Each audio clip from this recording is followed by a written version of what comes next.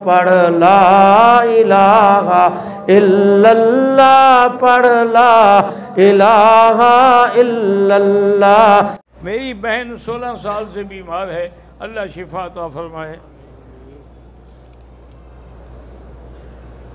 میری بیٹی سیما کے اچھے رشتے کی دعا کرنی ہے، اللہ ان کو اچھا نصیب بنائے، اچھا رشتہ دے۔ ویسے اس سے کہیں کہ وہ سورۃ الرحمن 3 دفعہ پڑھا کرے تو انشاءاللہ اچھا رشتہ نصیب ہوگا۔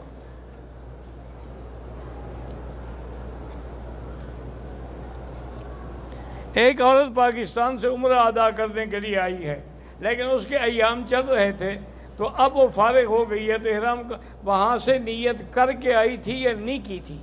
اگر نہیں کی تھی تو اب مسجد عائشہ سے جا کے نیت کرے اور عمرہ کرے اور دم بھی ادا کرے، اور اگر نیت کر کے آئی تھی تو کوئی دم نہیں ہے، پاک ہو گئی، جا کے طواف عمرہ کرے۔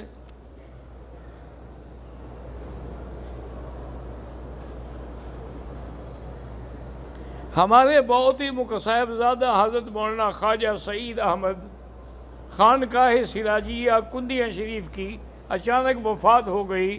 اللہم اغفرہ وارحمہ وتجاوز عنہ وادخلہ فی الفردوس الاعلی۔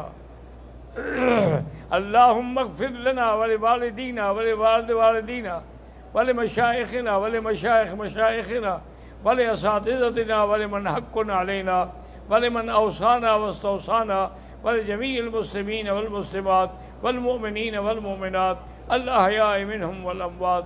ان کے لیے خصوصی دعا کریں، وہ یقین کریں کہ بھی ایک واحد خانقاہ ہے کہ جہاں جس نے بھی جس کو بٹھایا گیا وہ موحد تھا، عالم تھا، توحید پہ چلنے والا تھا۔ میرے بچے پڑھائی میں کمزور ہیں، بہرحال ان کے لیے دعا بھی کریں، اور رب اشرح لی صدری یہ آیت جو ہے پڑھ کے دم کیا کریں۔